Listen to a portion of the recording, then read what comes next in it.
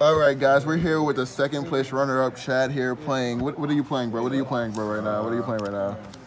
All right, a little bit that's of right. spice That right there. Universe 7 Goku right there. Yes, sir. All right, Chad, hit us with the profile, bro. Hit us with the profile right now. So what you have with this leader, he's really good because he treats all Universe 7 in your deck like they are no color, so no color cost.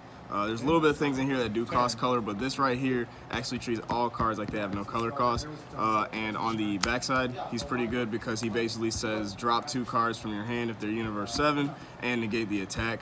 The whole deck basically Universe 7. Spicy, dude, spicy. Yeah. All right, so show us the list, bro. Let's hit us with the list, bro. Hit us with the list. The first thing that we're gonna start off with is 4 Universe 7 reps. Why you running it at 4, bro? Why you running it at 4? I typically run these because they search out the deck, basically. They don't even search out part of the deck. They basically search out the whole deck. It's like you check the top 7 for Universe 7. And top 7. Holy shit, yeah, guys. top That's so 7. broken. There's a lot of 7 in there. Bandai, get this checked out, bro. Get this checked out. So it's a really good card for search engine. Oh, nice. I guess the second thing that I would say that I would run is 4 of the super combo, regular generic super combo. Oh, shit. Okay. 9 times out of 10, you're going to want to use these with this leader. Because it is Universe 7, and you basically super combo, draw card plus 10k at 5 health instead of 4. Look at that. Oh, that's fucking spicy, dude. Someone get the Sriracha out for this. So after that, you got 4 rated fights. Okay, 4 rated fights. What does this do right here? It's basically like a miniature battle card that has the same effect as Universe 7 rep. You check the top 3 instead of top 7. Checking the top 3 is still a search engine, so you're pretty good with just about searching anything. I run 2 different kinds of 17s. Okay, why the 2 different ones? Why 2 different ones? Well, they're really only one ofs, and I check him because when you play him, he's a barrier blocker that pops a battle card with no cost at all, so it kind of just saves your life from... All right, guys, that's board removal for all you people dealing with them vegetable packages. Yeah, it kind of saves your life from all those cards that they're about to evolve on top of. And then if you want to play defensively, you got the blocker swing, or offensively, I'm sorry, blocker swing restand at the end of the turn. Shit, boy, 17 is out here. 7 Universe 7 once again. Oh yeah. So after that, I'd say I have 3 barrier blocking pickles. Oh shit. He's really good because when your opponent's about to play something really strong later on down the line, you can just barrier block and don't worry about them rest moding your energy or popping cards from your hand or anything. I typically play on turn 3 or 4 if I'm trying to save myself later on down the line. Oh shit, dude. Didn't that come up in your vegetable package matchup earlier today, man? Yeah, that came up in the vegetable package earlier today, and they swung at me, and I just negated with the leader and blocked with 2 of these guys. You guys hear that? My boys out here with the hella Sriracha, my God. Chipotle sponsor my boy. After that, I'd say you gotta have the generics. Master Roshi, Forge Will. Super staple right there. 4 of these. I would run fulls if I could, but he's a really good card. Negate the attack, play it, combo afterwards whenever they're swinging at you. You typically have a board with like 3 or 4 cards on it, so you just combo with that. Right. Are we getting into the spice now? Is this when the spice is about to hit us? A tad bit. I'm gonna say this first. Oh shit, This is turn 1 play, turn 2 play. When they swing at you and they basically say, I'm going to keep swinging at you in the very beginning of the game, you can say, I'm going to spin 1 combo, defend myself, and play 18. And by turn 3, you have like 3 or 4 on the board, if not 2 from searching. Shit, boy, that double shot Vegeta butt as a bitch. Yep, so this is where the spice comes in. Oh, here's the spice, guys. That's right. Very confusing at first. Typically, people swap into it to get the hand advantage. I just don't even worry about that.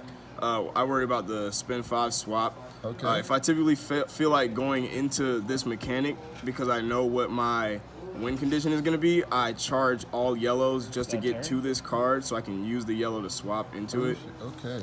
You're going to basically swap into a Goku's lineage that costs 5. And 9 times out of 10, the only Universe 7 that I have that costs 5 is this guy. Oh, that is Goku's lineage. That's right, boys. That is a Universe 7 Goku. Yep. Right there. A little bit of hard stuff right there. Hard stuff right there. Barrier, auto, whenever another universe set, or when another Goku's lineage, basically him, when he gets board wiped, ignoring barrier, you can just swap, play another one. All right, that is straight Sriracha right there, guys. Oh, yeah. Yes, sir. And he also has swap 8 for 4 energy, so I typically swap 8 into him after or before I've awakened. and I swap into the bad boy right here. Height of Mastery. Height of Mastery is for opponents who like to keep all of their energy standing and all of their blockers standing. Blue players? Yeah, most blue players and most defense players who play like defense and stuff like that. I typically play that, swing twice, and call it a day with him if I really have to, or I can evolve on top of him again. But this right here is really a card that's meant for dropping cards from your hand. So if you're fighting someone like Slug, or let alone if somebody had the balls to use Cell back then, you would basically drop all the cards from your hand, and the whole deck is Universe 7. So what he has is activate main, just pop a card, and his auto, if there are 9 or more Universe 7, he gets triple strike and he can't be negated. You're going to be afraid of Mafuba and stuff like that, but many green players aren't really playing blues in their deck. So after that, that's the first killer mechanic. The second killer mechanic is the generic 5-drop Goku. Whenever I'm sitting at 5 life and my opponent tries to stall me out, I would play this and take 2 damage off the activate main and put it in my hand to give him an extra 10k. If I take 4 damage, then I'm basically trying to go for game, give him 20k for the red decks that like to minus people. Because a lot of the problems in this deck is that it just doesn't have barriers, so you're going to get minus a lot. This can actually stop you from getting minus, so if they do, it just won't even matter. Positivity. We love that around here. Yeah, and he also restands 1 and draw 1. It's a really good mechanic. So this right here is the, I guess you can call it spice if you want. I call it hot sauce. Okay, so hot sauce? Yeah. Like Salt Bay? Is this a little Salt Bay right there? Okay, that's Salt Bay. A lot of people in this game think that the deck really pops off at turn 5. It can pop off at turn 4 if you're at Awakening level. What happens is this 5-drop is a 4-drop in your hand, so he hits the board turning into a 5-drop, giving you the capability to evolve on top of him, and whenever you play him, he pops a battle card. If it's in rest mode, you draw a card. So when he hits the board, he becomes a 5-drop, and you evolve on top of a Goku Universe 7 that costs 5. Guys, you hear that? That's called value right there. Never forget that. It's a really good card. This right here is probably one card that won me a lot of games. I went undefeated one day with this, fighting against one of my friends who used about 4 different decks on me.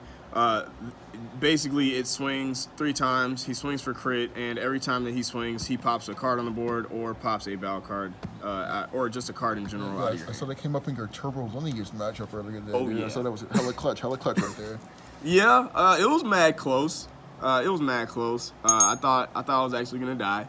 But this is a really good card for people who basically have a lot of blockers on board and a lot of very strong cards that like to kill the next turn. So basically, if they don't have barrier, I just get rid of them. It's basically board wipe or hand destruction. Nice. And this is it. This is the card we're waiting for right here, boys. Yep, this is the cream of the entire deck.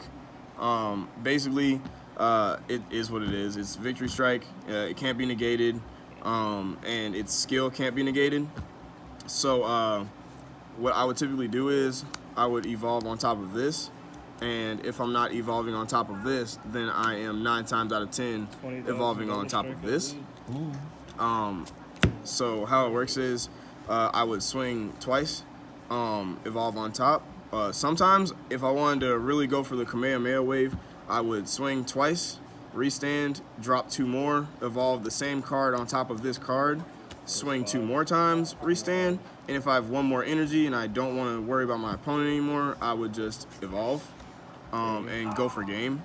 9 times out of 10, when you're fighting someone with this deck, they're going to have a large hand. So the plan is to just air their hand out. With this, I would swing once. Before I even play it and swing, I would rest all their energy. Swing 1 time, they would air their hand out, evolve, swing again. 9 times out of 10. I would basically. All right. Let's see that spicy sideboard right now. Sideboard right now. So this is the sideboard. I would run 3 Krillins. Oh shit. For people who like to play tokens. This is literally specific for tokens. Tokens is a problem because they basically like to say, "Oh, I'm gonna play a bunch of defense." You can just board wipe all of that. 9 times out of 10 tokens are attackers or their defense. In this meta right now, they're defense. I would play. I would play 4 Successor of Hopes. Oh shit. Oh shit. Grabbing me those lineage cards that I would basically need later on down the line whenever I feel like using the Height of Mastery engine. Free searches right there. Oh yeah, it's a lot better than Hope Rep Universe 7 because you can just go through the whole deck, and it's a really good card. It's just a really good card. It looks pretty All right. So let's say, for example, I swing with my Gohan or with my 5-drop Goku. The last card in my sideboard is Goten, boys.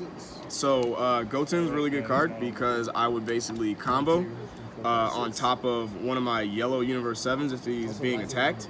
Because he 9 times out of 10 has barrier. People are going to try to stop my swap mechanic from continuing, so I would use this. It's a +10, giving him 15k combo power. It's a really good combo card, so it's basically combo fodder. Disgusting.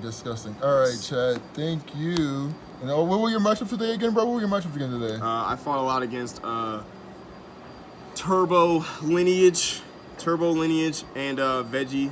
A little bit of Janemba. And 1 Demigra. 1 Demigra? Yes. Oh, man.